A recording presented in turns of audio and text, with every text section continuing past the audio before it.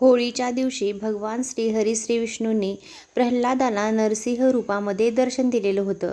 दरवर्षी फाल्गुन महिन्यातील शुक्ल पक्षातील पौर्णिमेचा दिवस हा होळी म्हणून साजरा केला जातो.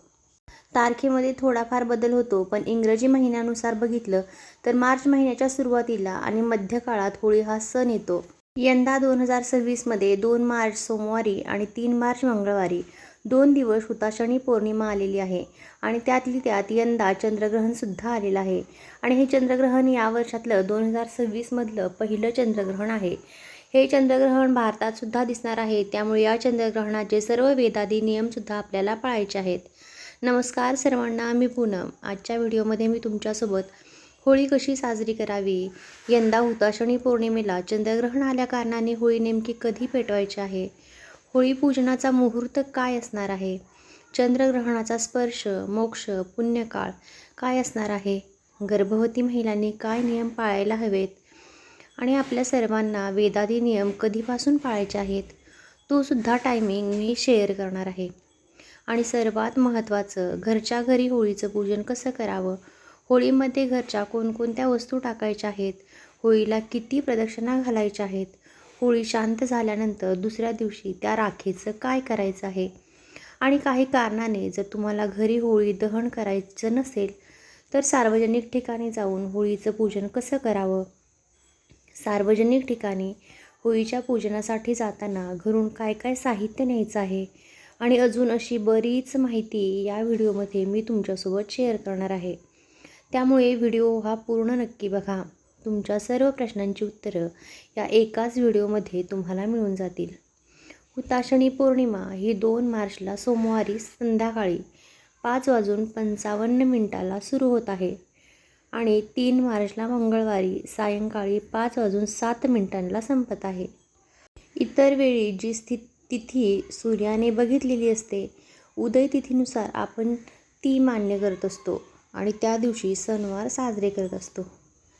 पण यंदा होळी मात्र आपल्याला 2 तारखेला संध्याकाळी प्रदोष काळामध्ये साजरी करायची आहे. म्हणजे 2 तारखेला संध्याकाळी 5:55 नंतर आपल्याला होळी पेटवायची आहे आणि होळीची पूजासुद्धा करायची आहे. आता इथे तुम्हाला प्रश्न पडेल की 3 तारखेची पौर्णिमा तिथी ही सूर्याने बघितलेली आहे आणि उदय तिथीनुसार आपल्याला ती मान्य असायला हवी आणि त्याच दिवशी पूजनही करायला हवं, पण आपण 2 तारखेला का पूजन करणार आहोत? तर त्याचं कारण असं आहे की 3 मार्चला ग्रस्तोदी चंद्रग्रहण आहे आणि प्रदोष काळ सुरू होण्यापूर्वीच हुताशनी पौर्णिमा ही 3 तारखेला संपत आहे. म्हणून धर्मसिंधू या ग्रंथातील वचनानुसार होलिका दहन हे आपल्याला 2 मार्चला सोमवारी करायचं आहे. कारण 3 मार्चला बघा सायंकाळी 5:07 पौर्णिमा तिथीही संपत आहे आणि होलिका दहन जे आहे ते प्रदोष काळामध्येच केलं जातं. आदल्या दिवशी 5:55 पौर्णिमा तिथी सुरू होत आहे, पण पौर्णिमा तिथी प्रदोष काळात कधी आहे? 2 तारखेच्या प्रदोष काळात. म्हणून 2 तारखेलाच आपल्याला होळीची पूजा ही करून घ्यायची आहे आणि 3 मार्चला धुलिवंदन असणार आहे आणि याच दिवशी ग्रस्तोदित चंद्रग्रहणसुद्धा आलेलं आहे. हे चंद्रग्रहण भारतात दिसणार आहे, त्यामुळं गर्भवती महिलांनीसुद्धा हे चंद्रग्रहण पाळायचं आहे. 3 मार्चला दुपारी 3:20 हे चंद्रग्रहण सुरू होईल आणि संध्याकाळी 6:46 हे चंद्रग्रहण संपेल. चंद्रग्रहणाचा जो सूतक काळ असतो तो चंद्रग्रहणाच्या 9 तास आधीपासून सुरू होत असतो. त्यामुळे या चंद्रग्रहणाचे वेदादी नियम जे आहेत ते आपल्याला 3 मार्च रोजी सकाळी सूर्य उदयापासून ते संध्याकाळी 6:46 पाळायचे आहेत. या चंद्रग्रहणाचा स्पर्श हा 3 मार्चला दुपारी 3:20 आहे. ग्रहणाचा मोक्ष हा संध्याकाळी 6:46 आहे आणि या ग्रहणाचा पुण्यकाळ हा संध्याकाळी 6:20 पासून ते 6:46 असणार आहे. गर्भवती महिला, वृद्ध मंडळी आणि लहान मुलांनी 3 मार्चला सकाळी सूर्योदयापासून हे वेदादी नियम पाळण्याची गरज नाही. या सर्वांनी 3 मार्चला सकाळी 11 ते संध्याकाळी 6:46 वेद पाळावेत घरच्या घरी होळीचं पूजन करण्यासाठी होलिका दहन हे नेहमी आपल्या घराच्या बाहेर, गेटच्या बाहेर किंवा आपल्या घराच्या अंगणामध्ये होळी पेटवायची असते. होळी कधीही आपल्या घरामध्ये, बाल्कनीमध्ये किंवा तुमच्या घराच्या मागे जागा असेल तर तिथे पेटवायची नाही. होळी म्हणजे काय? ती चांगल्याचा वाईटावर विजय. आपल्या मागची जी काही इडापिडा, दुःख, दारिद्र्यता आहे, आपले जे सगळे ग्रहदोष आहेत ते सगळे होळीमध्ये जळून खाक व्हावेत यासाठी आपण होलिका दहन करत असतो. मग आपल्याच घरामध्ये, बाल्कनीमध्ये जर आपण होळी पेटवली तर आपल्या मागचे सगळे दोष जे आहेत ते आपण आपल्याच घरामध्ये जाळायचे का? आणि याने अजून आपल्या मागचे दोष, इडापिडा वाढवून घ्यायचे का? तर तसं अजिबात करायचं नाही. त्यामुळे मुख्य प्रवेशद्वाराच्या बाहेरच आपल्याला नेहमी होलिका दहन करायचं आहे. म्हणजेच होळी पेटवायची आहे. जी मंडळी फ्लॅटमध्ये राहतात त्यांचं म्हणणं असतं की आमच्या फ्लॅटच्या बाहेर आम्हाला जागा नाही आहे. तर अशी कशी जागा नाही आहे? तुमच्या फ्लॅटच्या समोर पोर्च असतो ना, तुमच्या दरवाजाच्या समोरची जी जागा, तिथे तुम्ही होळी प्रज्वलित करू शकता. आता होळी प्रज्वलित करणं म्हणजे खूप मोठा अग्नी, खूप मोठ्या गोऱ्या, एवढी मोठी होळी पेटवली म्हणजेच ती होळी आहे का? तर असं अजिबात नाही आहे. घरच्या घरी होळी पेटवण्यासाठी फक्त 5, 7, 9 किंवा 11 गोऱ्या आपण आणल्या आणि त्याने होळी पेटवली तरीसुद्धा चालू शकतं. आणि आजकाल तर बघा, पूजा साहित्याच्या दुकानामध्ये छोट्या छोट्या बिस्किटाच्या आकाराच्यासुद्धा गोऱ्या मिळतात.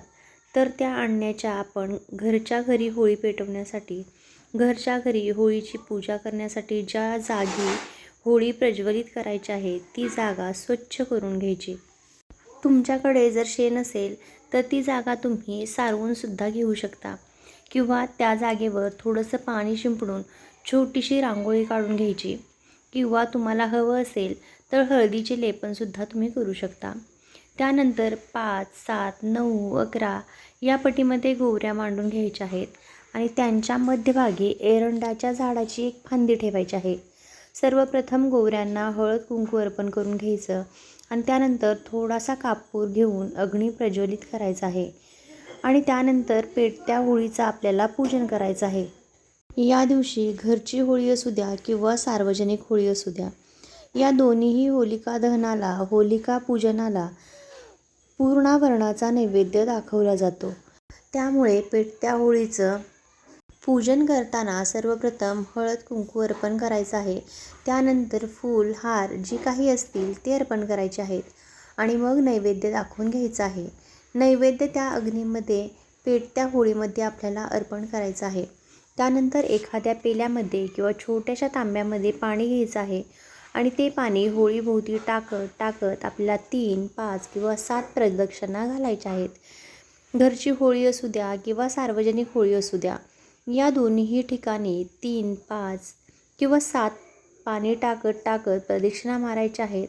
आता बऱ्याच ठिकाणी सुरुवातीला या प्रकारे प्रदक्षिणा मारल्या जातात आणि त्यानंतर पूजन केलं जातं आणि बऱ्याच ठिकाणी अगोदर होलिकेचे पूजन केलं जातं आणि त्यानंतर प्रदक्षिणा मारल्या जातात. तुमच्या भागात जशी पद्धत आहे त्यानुसार तुम्हाला हे पूजन करायचं आहे. घरच्या पेटत्या होळीमध्ये जास्त काही वस्तू आपल्याला टाकायच्या नाही आहेत. एकदा होळी प्रज्वलित झाली की एक छोटासा खोबऱ्याचा तुकडा घ्यायचा आणि तो होळीमध्ये टाकायचा आहे. आता या खोबऱ्याचा तुकडा बऱ्याच ठिकाणी भाजून खाण्याची ही पद्धत आहे. तुमच्याकडे अशी पद्धत असेल तर तुम्ही खाऊ शकता आणि पद्धत नसेल तर तो तुकडा आपल्याला खायचा नाही आहे. घरच्या होळीत दुसरी महत्त्वाची वस्तू टाकायची म्हणजे मुठभर गहू आणि मुठभर ज्वारी हे टाकल्याने वर्षभर आपल्या घरातील धान्यात भरभराट राहते असं म्हटलं जातं.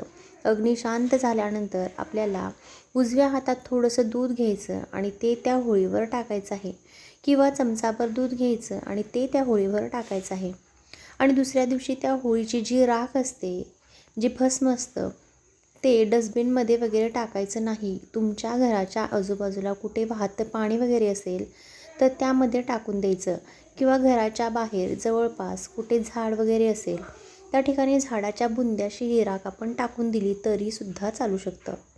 अशा प्रकारे साधी सोपी घरच्या घरी आपल्याला होळीची पूजा करायची आहे.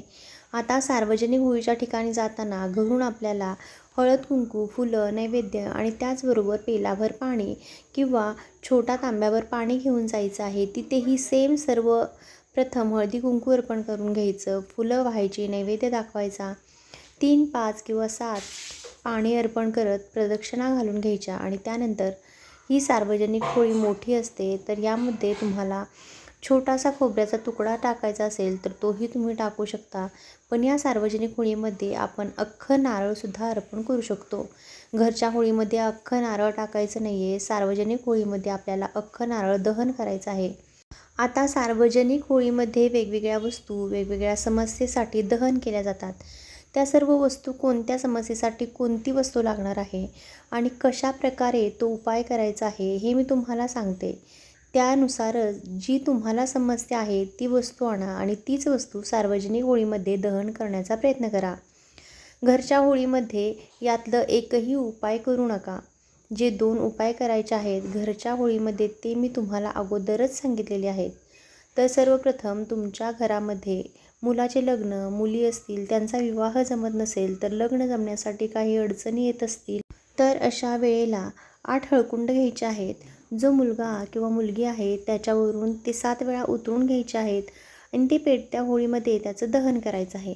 त्यानंतर जर तुमच्या घरी कोणी आजारी आहे किंवा तुम्ही स्वतःही आजारी आहात आणि गोळ्या खाण्याचा कंटाळा आलेला आहे, कोणताच औषध उपचार तुम्हाला लागू होत नाही आहे, तर अशा वेळेला एक छोटासा काळा कपडा घ्यायचा. त्यामध्ये 5 कवड्या, 5 गोमती चक्र आणि ज्या तुम्हाला गोळ्या सुरू आहे त्यातील एक गोळी त्या कपड्यामध्ये टाकायची. रंगाच्या दोऱ्याने गाठ बांधून घ्यायची आणि त्या कपड्याने गाठ बांधायची आणि जी व्यक्ती आहे तिच्यावरून 7 वेळा उतरून ही पोटली आपल्याला पेटत्या होळीमध्ये टाकायची आहे. त्यानंतर आपल्या घरात धनधान्यात भरभराट राहावी यासाठी मुठभर गहू, मुठभर ज्वारी घ्यायची आहे आणि ते पेटत्या होळीमध्ये टाकायचं आहे. त्यानंतर तुमचा उद्योगधंदा, व्यवसाय असेल, जर तो चांगला चालण्यासाठी, तुमच्या मुलांची, नवऱ्याची नोकरीमध्ये प्रगती व्हावी यासाठी आणि कर्जमुक्तीसाठी 2 खाऊची पानं म्हणजेच नागवेलीची पानं घ्यायची आहेत. तीसुद्धा गाईच्या तुपात भिजवून घ्यायची आणि ही पानं सार्वजनिक ठिकाणच्या पेटत्या होळीमध्ये आपल्याला टाकायची आहेत. त्यानंतर जर तुमच्या घरात वास्तुदोष असेल, घरामध्ये सतत भांडणं होतात, आजारपण आहे, घरात कोणालाच कोणत्याही कामामध्ये यश मिळत नाही, घरात अशांतता आहे, तर अशा वेळेला एक पाणीदार नारळ घ्यायचा आहे. आपल्या घराचं मुख्य प्रवेशद्वार उघडं ठेवायचं, 7 वेळा उतरून घ्यायचं ते नारळ आपल्या घरावरून आणि त्यानंतर सार्वजनिक ठिकाणच्या पेटत्या होळीमध्ये आपल्याला ते टाकायचं आहे.